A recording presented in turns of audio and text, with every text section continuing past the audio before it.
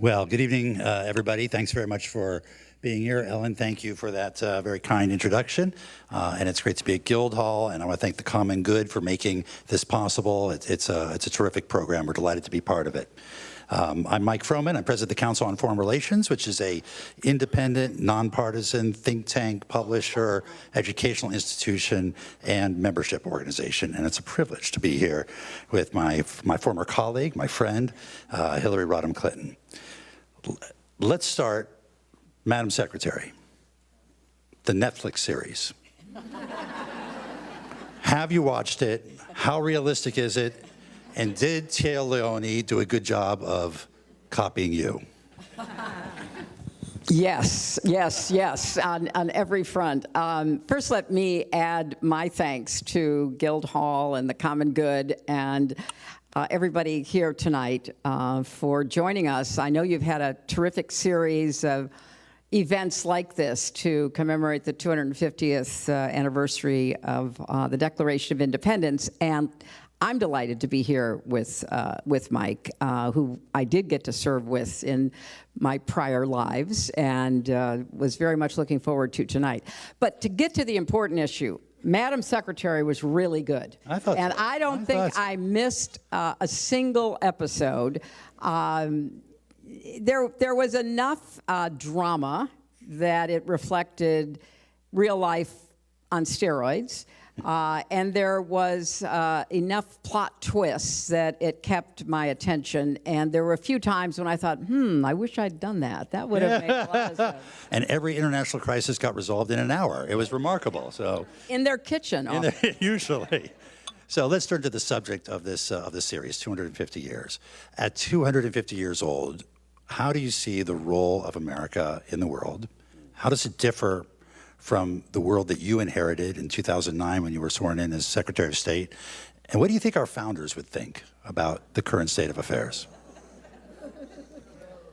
That's question one. Yeah, look, I think they'd be appalled. I think they would be worried because so many of them express their concerns about how best to construct a government that would avoid a return to a king or even a demagogue, how to manage a country without falling prey to the political factions and interests that are part of human nature. So I think they'd be bewildered. I think they'd be appalled. I think that George Washington would be heartsick over what he is witnessing today. So that is a retrospective view from my perspective of how I think our founders wanted to see us function going forward. And many of them knew there would have to be changes. A number of them understood deeply that, we'd have to confront the scourge of slavery, and that we would have to figure out how to be independent and strong, but keep good relations with other countries. And so when I look at where we are right now, it is deeply worrying to me that we are, by day after day of impulsive, poorly thought out decisions, giving up so much of our strengths.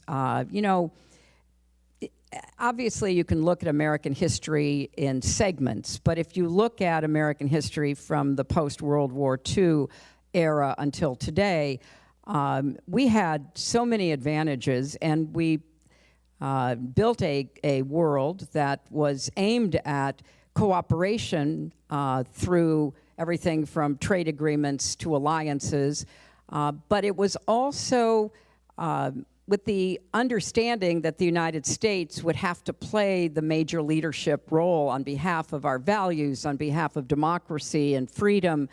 And I took that very seriously. I mean, I believed that was what we were meant to do as a nation, and was very proud to serve in the Senate, serve in the Obama cabinet, in the State Department.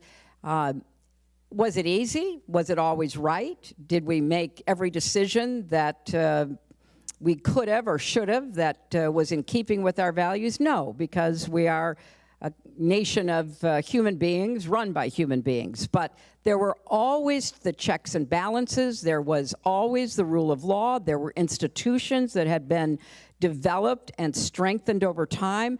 So it was, for me, the continuing great experiment in self-government, and with that self-government came the responsibility of leadership. I do not think, Mike, that if I were sitting in some adversary's workroom 10, 20, 30, 40 years ago and trying to imagine how to bring down the United States of America, that I could have foreseen how effectively we are squandering our resources, our leadership, our values, and weakening us at a time of, fast-changing technological advancement, the rise of, very determined adversaries, and everything else that we know is going on now. And I worry a lot about how we're going to get ourselves out of it. Whether or not one agrees with his answers, President Trump has raised a number of legitimate questions, or questions that have a nugget of legitimacy in them, that require us to do some self-inspection. Why shouldn't allies pay more for their own defense after all these years? Should we engage with anyone, everyone, including Kim Jong-un, if it means perhaps furthering our agenda of peace and security? Where do you think President Trump has gotten it right when it comes to the questions he's raised? And what does it mean as we look back? What does it mean as we look back? For 80 years, we sort of did things more or less the same way. Was it the right decision for the time, and the times have changed? Are there things that need to be fundamentally changed, or are we at risk of throwing out the baby with the bathwater? Well, those are all really fair and important questions, and let me try to take them in some sequence. First, we all were committed to encouraging our allies in NATO to raise their defense spending. That's what I used to meet with my counterparts when I would go to NATO summits. That's what President Obama, President Bush, President Clinton, everybody had that same view. But we also knew that there was this underlying bargain that we had to recognize, which is that as part of our global leadership, we did carry a lot of the burden on defense. And that meant we got to call the shots, that we got to determine how best to provide military assets, training, bases in Europe and elsewhere around the world. That was part of the leadership responsibility that we assumed. And so it's a kind of obvious and even simplistic thing to say, well, they should do more for defense. Well, yes, we agree with that, but we also have to understand the trade-offs and the balance. And that's where I don't see this administration getting beyond the superficial. They can make the statement, they can make the demands, but they don't, at least in my reading and talking with people who are very much involved in analyzing their decision-making, they don't do the hard work about decisions. I mean, the most recent with the attack on Iran. I mean, we ran all kinds of scenarios about Iran. I started the negotiations that led to the Iran agreement on the nuclear weapons program when I was Secretary of State, and John Kerry then picked it up and finished it. We spent an enormous amount of time and effort gaming out what would happen, understanding all of the pluses and the minuses. I mean, the very first thing that would happen in any conversation is, what if they close the Strait of Hormuz? Well, then you read that either Trump didn't want to hear it, or it was said to him and he didn't hear it, or he didn't understand it. So you can have a rhetorical point, but there's no depth that really builds the tactics and the strategy for trying to implement it. I think it's also important to point out that we are willing to talk to people who we think there's a legitimate reason to believe we can actually further our national security and our national interests and our national values, as well as keeping faith with our allies. So should we talk to Kim Jong-un?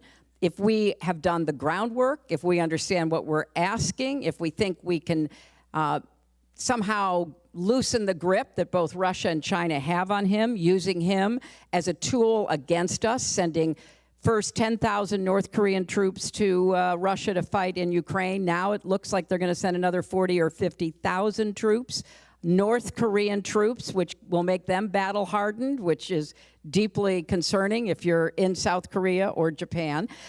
So all of these are complicated issues. And yes, you want to get to reliable outcomes, whether they be agreements on anything from, missiles and nuclear programs to trade or human rights.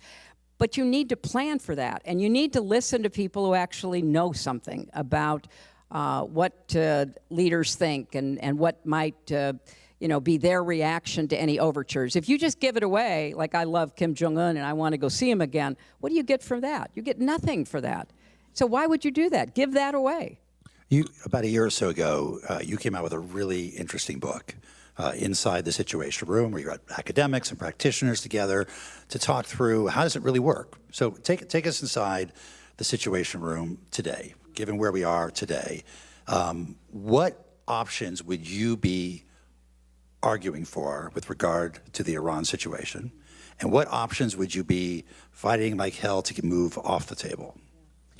Well, you're right. I teach a course at Columbia called Inside the Situation Room. I co-teach it with the Dean of the School of International and Public Affairs.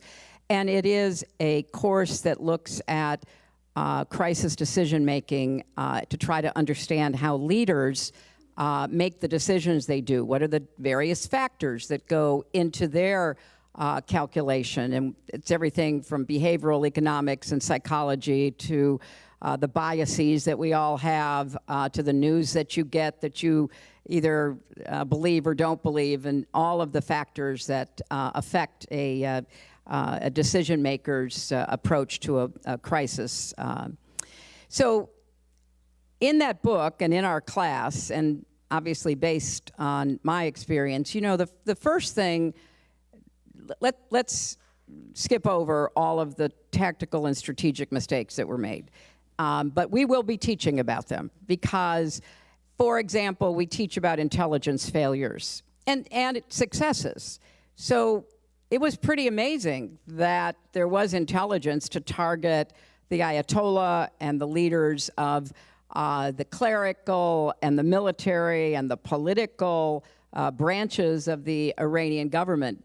Amazing that we knew where they were having dinner, where they were, meeting, where they were hiding with their families, and, attacked them, and by and large, successfully took them, ended their lives and their regime.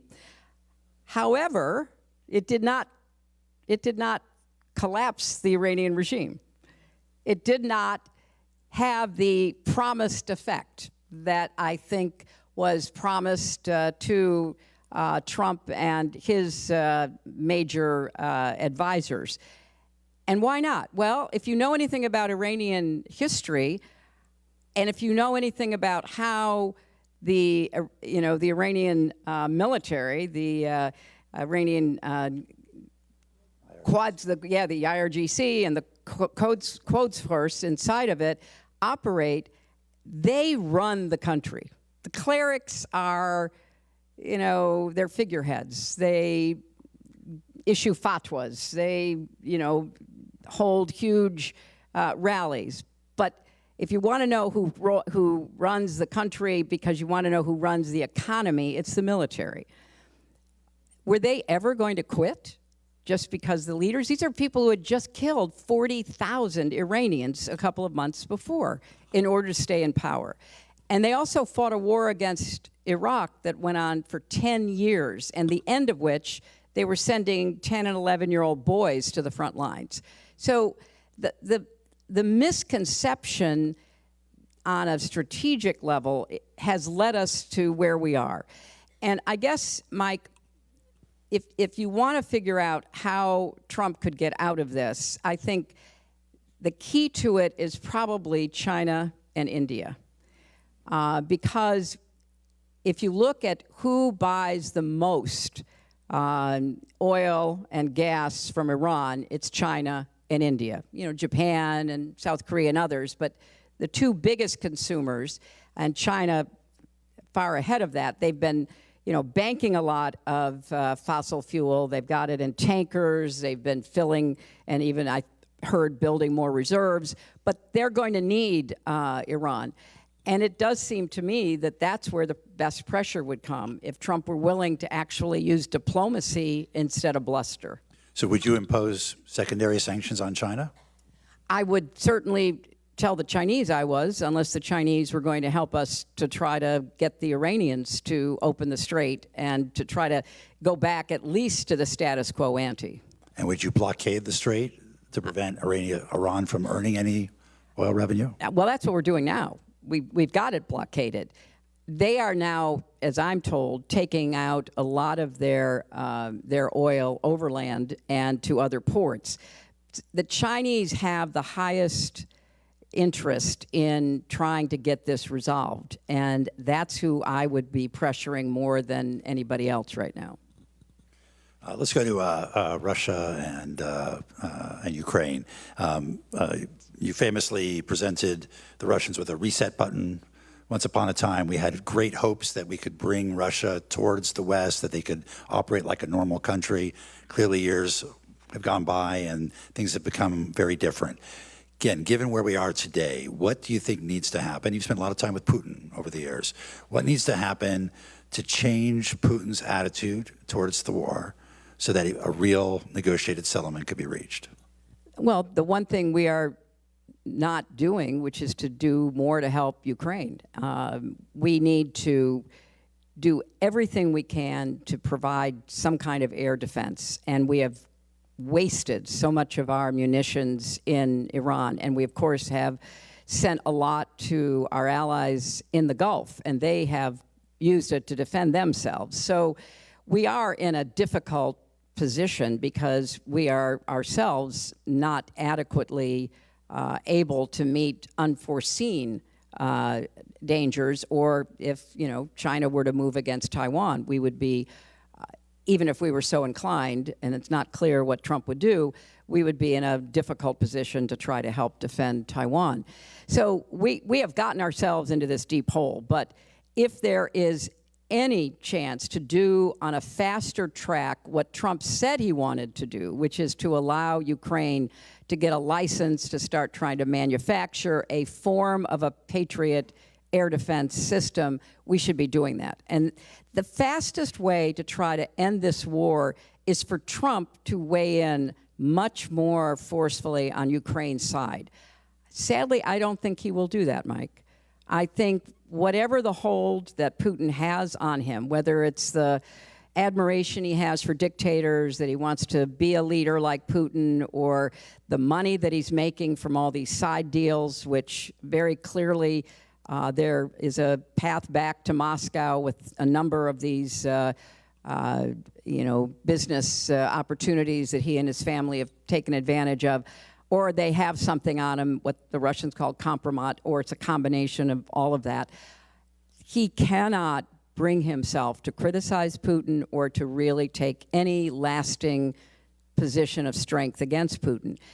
So the Ukrainians are doing the best they can under very difficult circumstances, and we all need to do more to help them. The Europeans have been very forward-leaning, even emptying their warehouses of a lot of their munitions.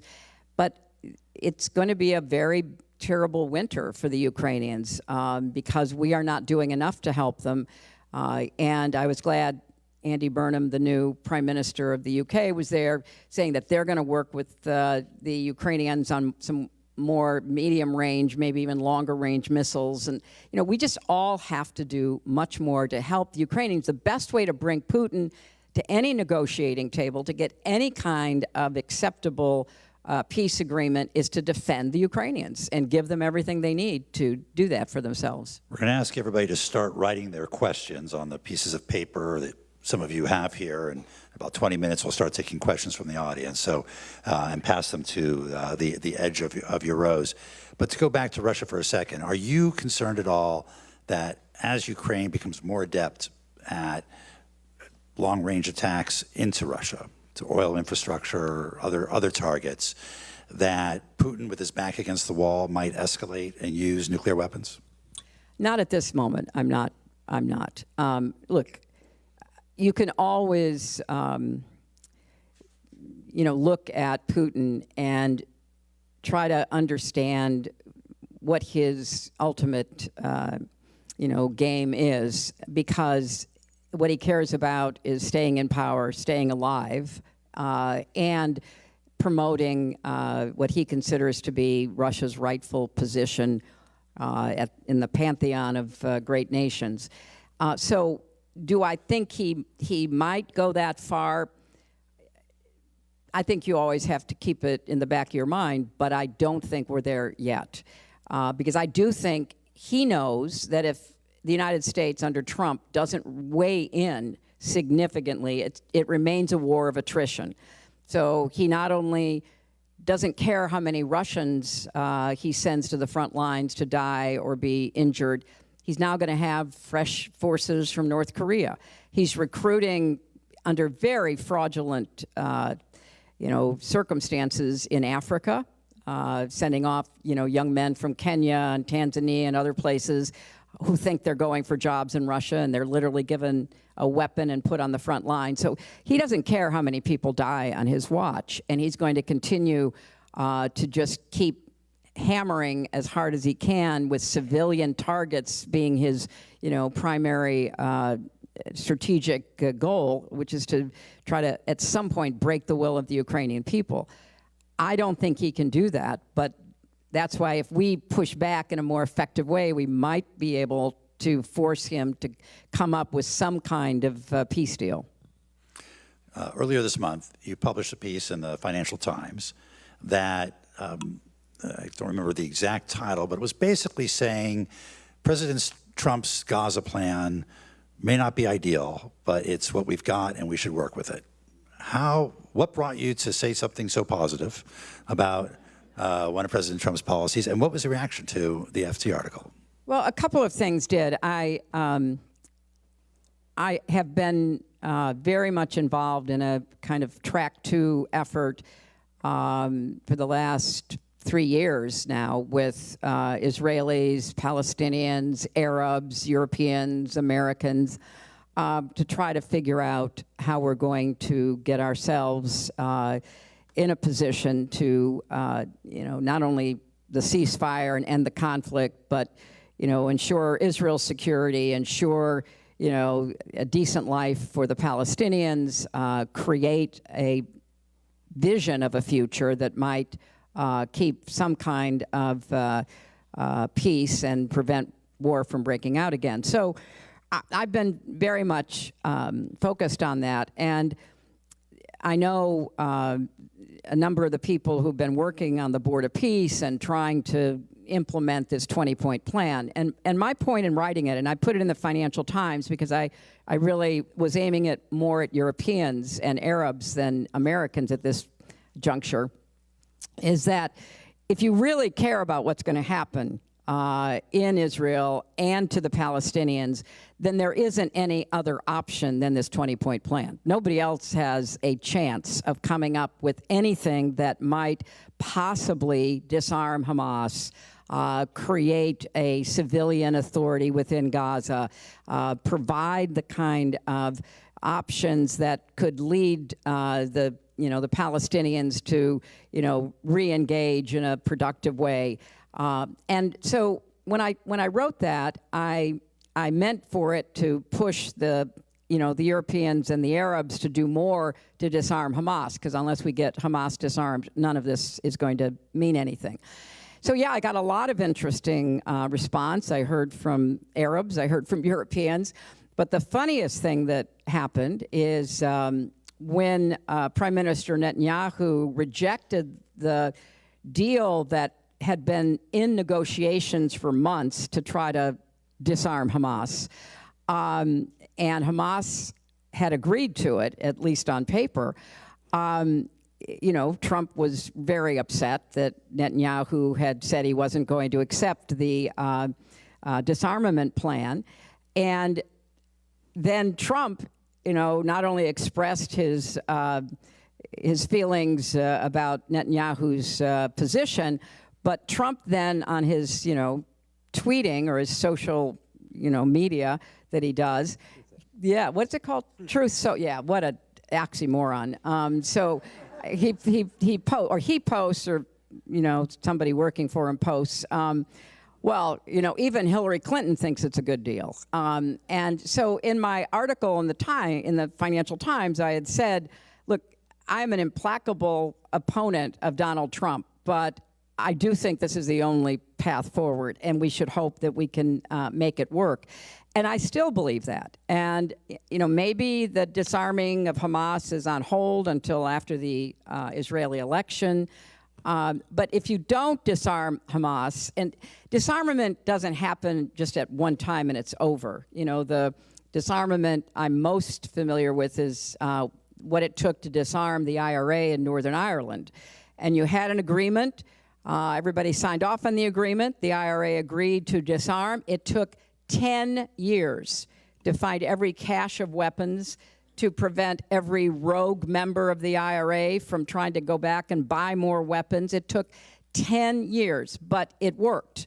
And so do I think that this is going to, happen because the plan says it's going to happen and even Hamas allegedly says that they will agree? No, but you've got to start with what you have, and that is a still very well-armed Hamas, still occupying tunnels, and still basically oppressing the people of Gaza. So you've got to start the process, and that's what this plan at least lays out.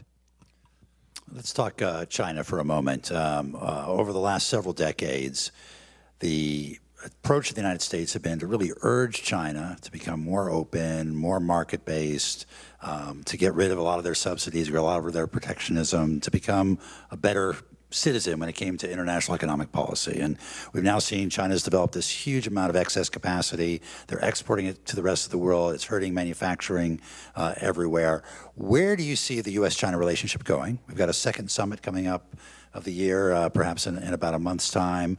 And what lessons should we take of the last 20 years in terms of how to manage the China competitive element going forward? Well, Mike, you're really the expert on this, and you've just written a long, very thoughtful piece about it. And in summary, as you just said, China now has as dominant a position in the global economy as the United States did after World War II. And the United States had that position in part because Europe was in ruins, Japan was in ruins, the rest of the world was, devastated in all kinds of ways from the horrors of World War II. So the United States was preeminent economically as well as militarily. China has that position in part because of its rather remarkable economic model's growth, but now it's like the apprentice, the sorcerer's apprentice. It can't turn off its overcapacity. It is absolutely dominating the world's export markets to the point that it's going to, and as you point out in your article, raise serious questions about whether nations will have the capacity to compete at all.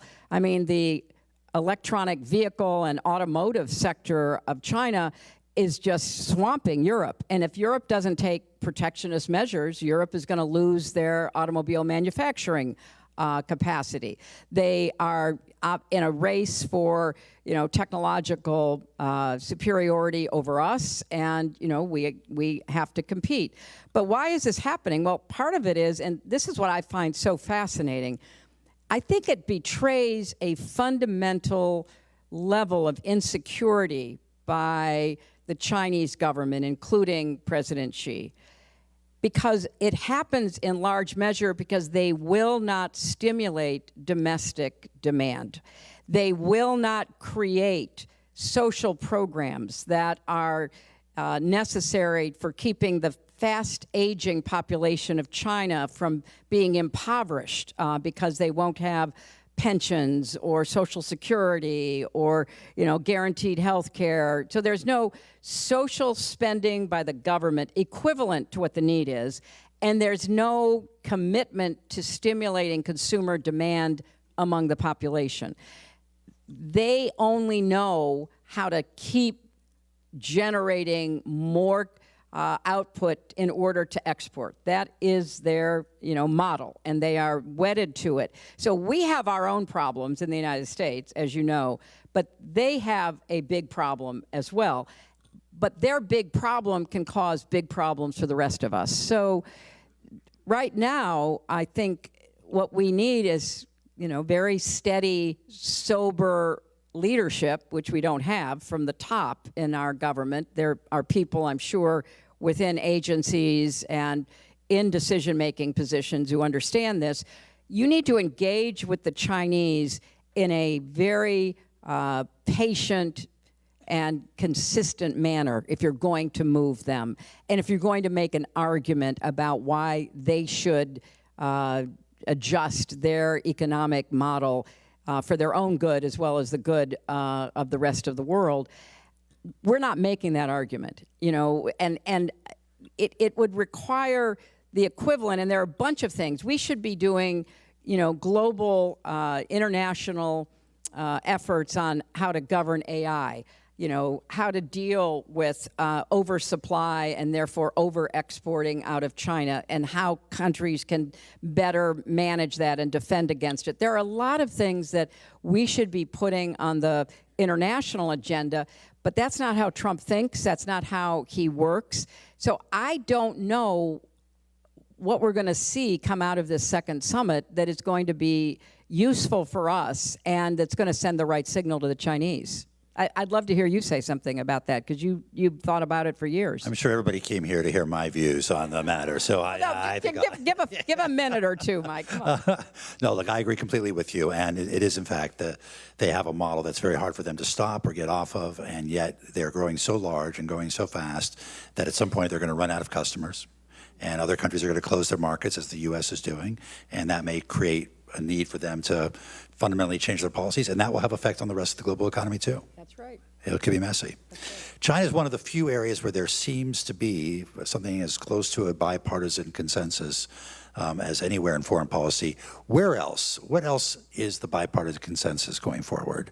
And when we get through the next couple of years, we know it's probably unlikely we're going back to the way things were before. The pendulum won't swing all the way back. Where do you see American foreign policy on a bipartisan basis going?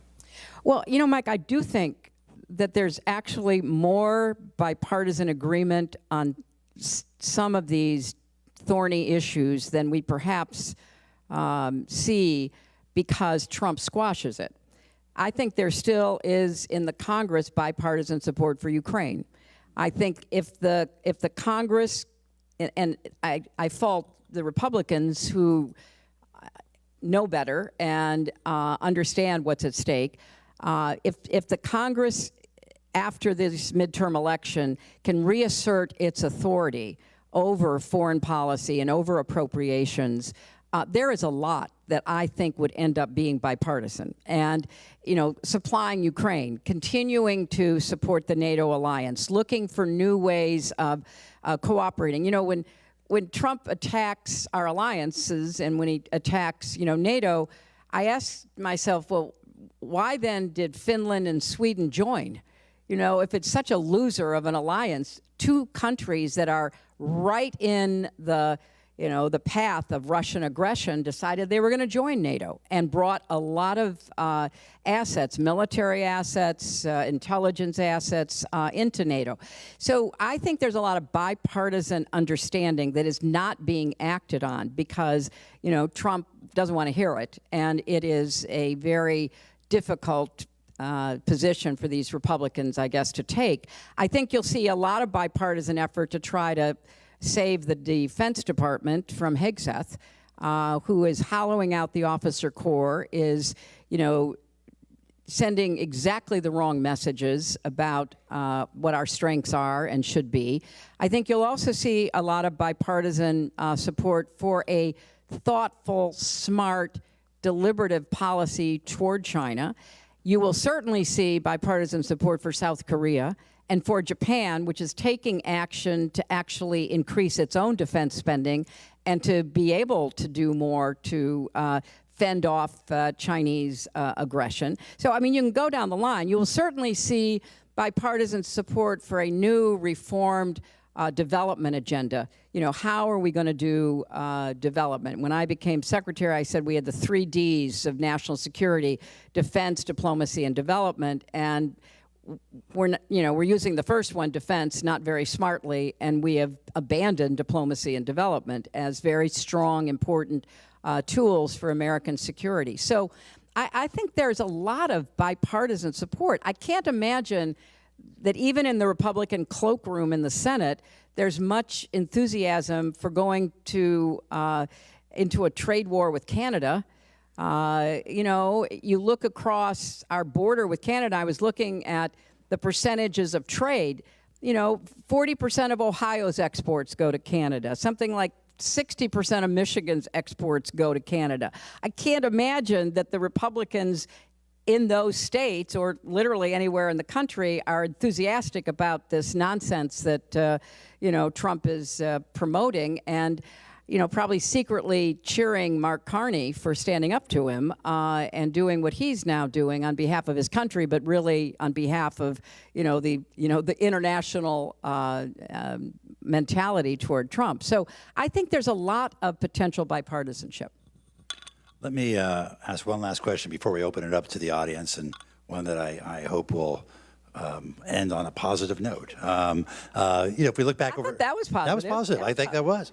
If we look back over 250 years, we've seen a history of polarization, of domestic conflict, sometimes even constitutional crises. And I'm old enough to remember the late 60s and the early 70s. We had riots in the street. We had students being shot on campus. We had the loss of blood and treasure in a forever war. We had corruption at the highest level, and yet we got through it. The country got through it. You've written a beautiful piece on Eleanor Roosevelt recently, and about all the challenges that she saw and that she worked her way through over the course of her lifetime. When you look at where we are today, how optimistic are you about the resilience of the American economy, American democracy, American institutions, and our capacity to come out through the other end in a good position? I am fundamentally optimistic, but I am, as my late friend Madeleine Albright used to say, I'm an optimist who worries a lot. And so I am optimistic, but that doesn't mean that I'm just going to sit back and hope for the best. It means that we have to win elections and elect people who act responsibly, who respect America, who believe in the rule of law and everything else that is under threat today. It also means that we have to summon the most powerful resource we have, which is our citizenry. I mean, people have to be willing to speak out and to get involved in their communities. I mean, it really needs to be, from the local to the state to the national level, where people are once again coming together, trying to figure out how to solve problems, exercising those civic muscles so that, democracy in action is seen as producing positive results. And I see some, very big challenges on the horizon that we have to be willing to address. Like, I think we have to figure out what AI is going to do to our minds, our hearts, and our labor markets. And so what do we do to make sure that we get the benefits and not the downsides? I think we have to revitalize our institutions. We can't go back to the way they were because we're not in that world anymore. What the internet has done is rather remarkable on the upside and on the downside. It has driven people further apart while at the same time connecting us to everybody. I mean, it's a very strange phenomenon in human history. So we have to figure out how to make it a tool for, promoting individual autonomy and individual flourishing and democratic institutions and collective, betterment. So we have to figure out how to do that. So I'm fundamentally optimistic, but I don't underestimate both the domestic and the foreign efforts to divide and destroy the United States of America. And I think that people have to take that seriously. And you said earlier that I negotiated with Putin and spent time with him. And his goal is to undermine the West. I mean, it's not complicated. He wants to see chaos. He wants to see divisiveness. He wants to see dominance that, comes from his ideology and from, a Russian nationalistic perspective. So we have real adversaries in the world today, and we have adversaries in our own country who are undermining our strength and our capacity to make, smart, evidence-based decisions. But I think we're beginning to see the tide turning on that. And so I am optimistic that we'll get our ship of state righted and figure out how to, move forward together.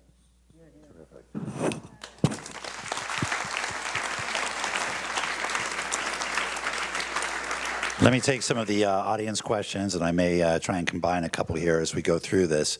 There are a couple here on the Middle East. Israel has lost so much support, especially among young voters. Should the Democrats rethink their party's embrace of Israel?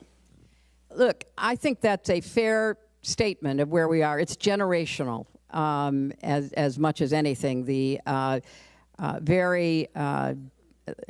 very big disillusionment with what young people see in the Netanyahu government. And I think we have to make a distinction, which is hard to draw because the world today, the polarized world we're in, doesn't favor complexity or nuance. It favors binary choices. Are you for or against? Well, the right answer is we are against a lot of the decisions that the Netanyahu government is making, and we are for Israel. And I'm against a lot of the decisions that, the Trump administration makes, and I am for America. So I think, don't get yourself caught in what I consider to be a false choice. And it's really important for people to draw those distinctions. And, that certainly is how I think about it and how I talk about it. But there is there should be no doubt in anyone's mind how seriously Netanyahu has damaged, first and foremost, Israel. And second, the perception that people, not just in the United States, but around the world, have of Israel, and that has to be repaired because, there has to be a lot of work done to provide the kind of security and the sort of future that's needed. And personally, I know a lot of people who are, either Israeli or a lot of Americans with families in Israel, and young people in Israel are saying, if this doesn't change, we're leaving. So it's not just an American problem about what Netanyahu, in my view, has done to undermine the state of Israel. But is there a risk that we over-personalize it in Netanyahu and that whoever comes after him, there's a reality of Israeli politics post-October 7th. There isn't much support in the Israeli population for a two-state solution, for example, anymore. I'm not sure there's great division on securing the northern border and making sure people can move back to the border on this side of Lebanon. What's the risk that we've put all the focus on Netanyahu when, in fact, Israel may just have different interests than some of the interests being expressed here in the United States? Well, I think that's a fair statement, Mike. But I would say that there are a lot of possible actions that a new Israeli government could take. For example, end settler violence in the West Bank. End it. It is wrong, and it is destabilizing, and it is ultimately dangerous, not just to Palestinians, but to Israel. And so, to me, that's like something that any new government, to enforce the rule of law, to make it clear that, that is not going to be tolerated, should be doing. The peace in the West Bank has held in large measure because the Palestinian Authority, from a program that was, started years and years ago, has trained Palestinian security forces in Jordan. And when, Hamas did the horrific, terrorist attack on October 7th, they thought that, Hezbollah would come in on their side. They thought that, the West Bank would explode, and it didn't. And so there is a lot that could be done by a new Israeli government. Are they going to jump to, some kind of peace negotiations? No, of course not. But when I was Secretary of State, we had a settlement freeze that I negotiated with Netanyahu that lasted for 10 months. There was absolutely no building, either in East Jerusalem or in the West Bank. We had a deal, and we kept it. When I was Secretary of State, we were working hard with Salam Fayyad, who was the Prime Minister of the Palestinian Authority, who was rooting out corruption and building institutions that could actually deliver for the Palestinian people. So it wasn't some big, peace agreement signing on, the lawn of the White House, sadly, but it was building credibility, it was building confidence. It was a slow process, and everybody wants things to happen overnight. That is not what will be possible. But there's a lot that can be done. If you go back to that 20-point plan, it talks about rebuilding Gaza. It talks about creating a civilian government in Gaza, getting rid of, Hamas. So there are a lot of things that an Israeli government could do that would begin to, in my view, really enhance the security, deal with the trauma post-October 7th, because it's real and it's deep, but also send a message to the rest of the world that we are turning a page, and we're going to try to do, consistent with our security, we're going to try to do more to, move away from, the kind of behavior and the statements that came out of the Netanyahu government. Let's talk about politics, if you don't mind. Republicans have gone through a major upheaval in their party over the last several years, division between traditional Republicans, the MAGA movement. Democrats now seem to be going through a major upheaval between the center-left and the Democratic Socialists. Why are we seeing this polarization of both parties? And what do you see for the future of the Democratic Party? Well, I think that there probably are some similarities, but also significant differences. The MAGA movement did grow out of the Tea Party and some of the, most radical elements of the Republican Party, fueled by the media that the Republican Party turned to, that, basically gave them permission to, be more and more divisive. And then Trump, became the avatar for that element and put his own, personal touches on it. I think what's happening in the Democratic Party is that, particularly among young people, and I think this is what we need to pay more attention to than the label of a person who is running for office or even nominated or elected. Young people feel like our system is not working for them, and they have a lot of reason to feel that way. It is much more difficult to, do the kinds of things that people in their 20s did, or at least it seems to be, as they experience this, to, form lasting relationships, to start families, to have, a chance to, own a house or even pay the rent, to feel that their college educations are going to pay off. This is reality. This is not sitting in a back room somewhere making it up. This is a feeling that a lot of young Americans have, that if it worked for my parents or worked for my grandparents, that's great, but it's not working for us. When you look at the percentage of young people who are still living at home because they can't afford not to live at home, or they feel like their education, which put them into debt, is not paying off, and they can't get a job that has any upward mobility attached to it. We've got to do a better job in responding to those legitimate concerns. when Mamdani was elected in New York, and Mikey Sherrill was elected in New Jersey, and Abigail Spangberger was elected in Virginia on the same day, 2 governors and 1 mayor.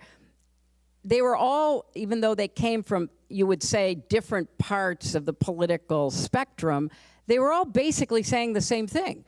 We know it's too expensive for you to live. You can't rent an apartment in New York. You can't pay your electricity bill in New Jersey. You can't afford health care in Virginia. It was the same message by different messengers. So the Democratic Party right now is, I think, going through a kind of experiment. Like, who can actually respond, particularly to young people's very real concerns about where they are at this point in their lives and what kind of future do they have for themselves. And I think that's healthy. I don't agree with a lot of the positions that, people take, but I want to see results. Are you actually getting results? Is more housing that's affordable, being built? Are there more career paths? What are we going to do about AI if it destroys entry-level jobs? What are young people expected to do? So these are real problems, and people are struggling with trying to figure out how to address it. So I think the jury is out. I don't think that you're going to, have an answer to this until we see what happens in the midterms. Then we see what, let's hope, a Democratic Congress tries to do to respond to these very legitimate concerns. And if we don't, then, people are going to walk away from democracy. It's not working for me. I mean, I don't know what to expect. I've done everything I was supposed to do, and it's not working for me. So we've got to prove that our system can work. And that's harder today than it used to be, because very obviously we have people trying to prevent it from working or trying to distort its workings. And, the last thing I'll say is I get very amused when, I hear Trump and his, people talking about socialism and communism. The way he's behaving, it's socialism for the rich.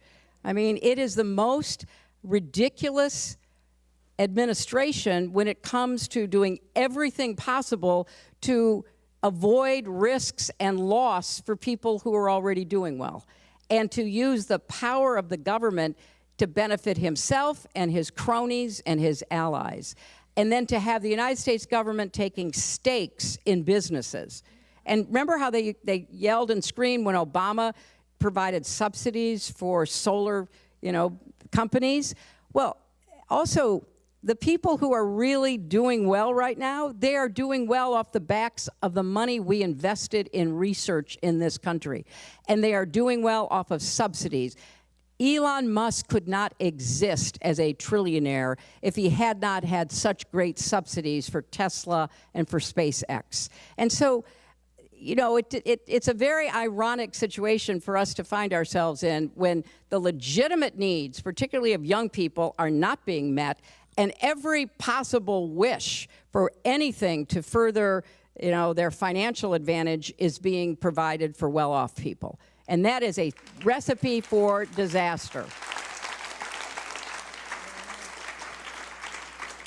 Since you've raised it, do you think there's a role for what used to be called industrial policy going forward? Yes. And I thought Biden did a good job on it. On the CHIPS and Science I Act? thought CHIPS and Science, and the irony is that a lot of that is still moving forward. It hasn't been stopped. And so I believed that there was a real opportunity for that, but it was the slow, boring approach that, Biden did, as opposed to your IPO, we're taking 10% of it. That's not industrial policy. That's something else. It's socialism, in a different name. So, yeah, I think that Biden had a lot of really good ideas that, unfortunately, were never really sold well. Based on your decades of public service, what unexpected lesson have you learned about leadership in American politics? I've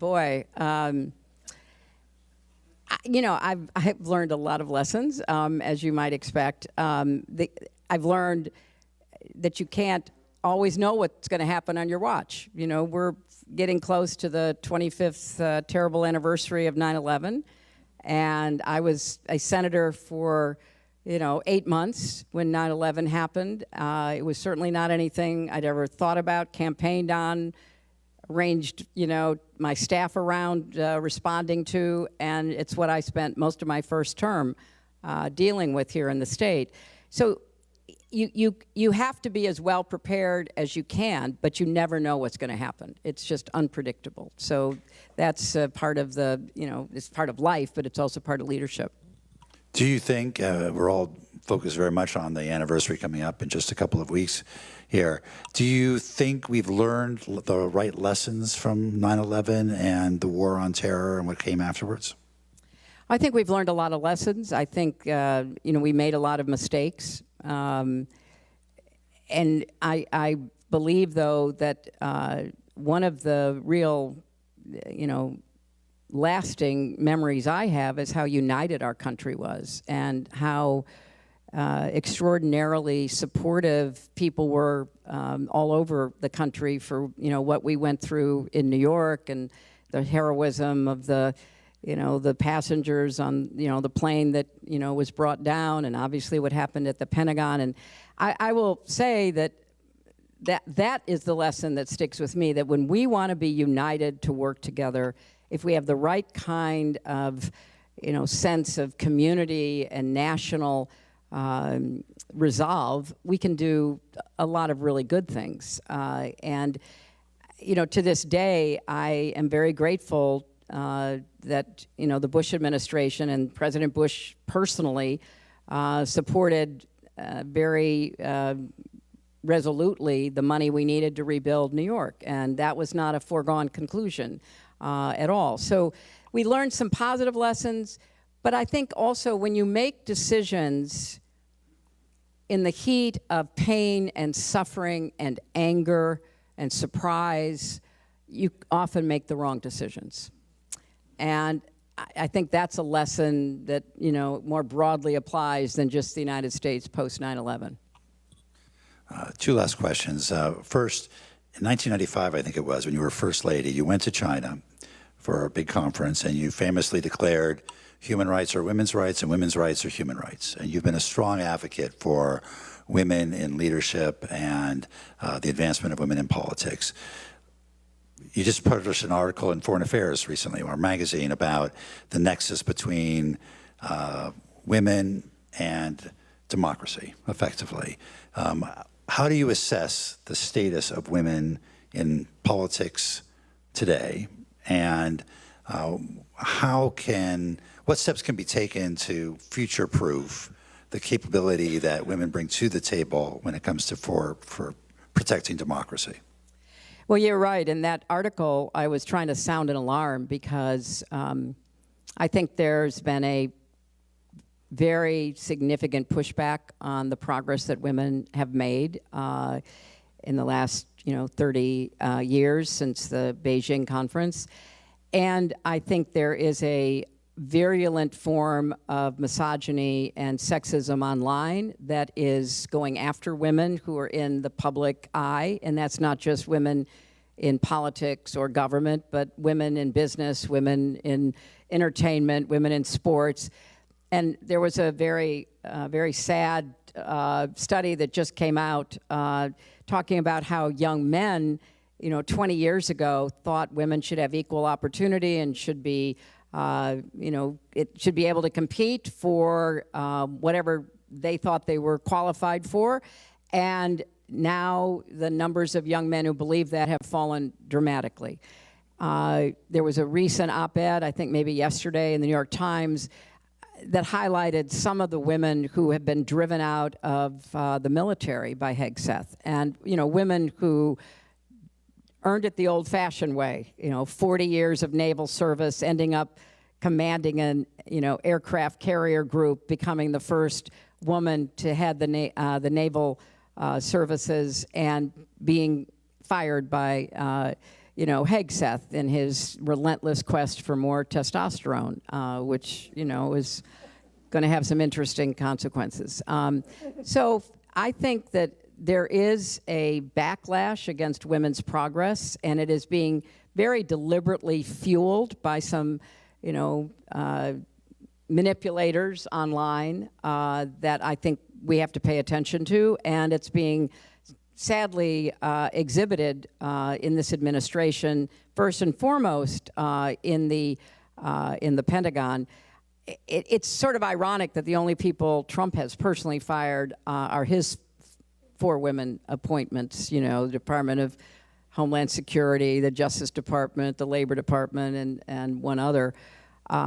So I think that we've made a lot of progress, but I don't think we can take it for granted. And I was privileged to be an executive producer of the wonderful play Suffs, about the struggle to get women the right to vote. And in the last song, Keep Marching, there's that really poignant line that progress is possible but not guaranteed. So we have to continue to believe progress is possible, but we can't take it for granted. And we can't assume that because, you know, Roe v. Wade gave women autonomy over the most personal of their health decisions, that it's going to be there forever, because there are always forces at work that want to turn the clock back on women. So I'm very keenly aware of the challenges we face on that front. Last audience question. What and who give you hope? Well, young people give me hope, including my 3 grandchildren give me hope. I think that, I am someone who believes that hope is a great underutilized feeling, and that people should never lose hope, no matter how dark the time may be in your personal life or in your community, your family, your country, and it can help fuel you and keep you going. It's sort of how I feel about optimism, which someone once said was a moral choice, and I really believe that. And I think we need it now more than ever. I don't think it's an accident that our 2 most recent 2-term Democratic presidents, Bill Clinton, the man from hope, and Barack Obama, the hope and change candidate, both came from a position of hope. And I find this very, in a way, touching, because both were fatherless boys raised by devoted mothers who gave them hope and gave them a feeling of possibility in their own lives. And they both had remarkable journeys. And they never lost that sense that hope was one of the reasons that they ended up where they did.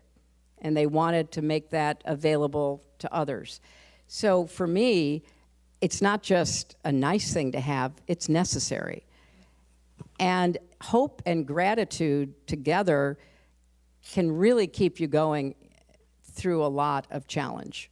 And so I hope very much that our country gets back to its senses, and that we decide that we're going to start living up to our ideals and in furtherance of our best values, and that we're going to make our children proud, but we're also going to give them the future that not just they hope for, but that we can deliver. And that's how I keep going.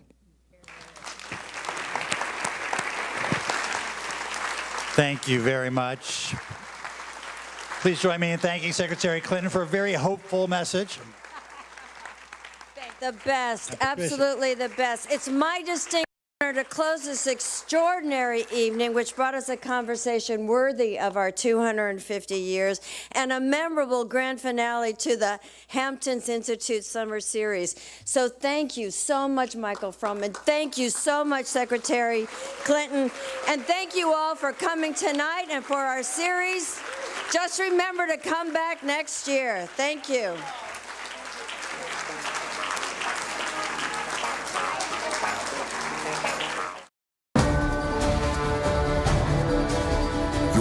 C-SPAN, Democracy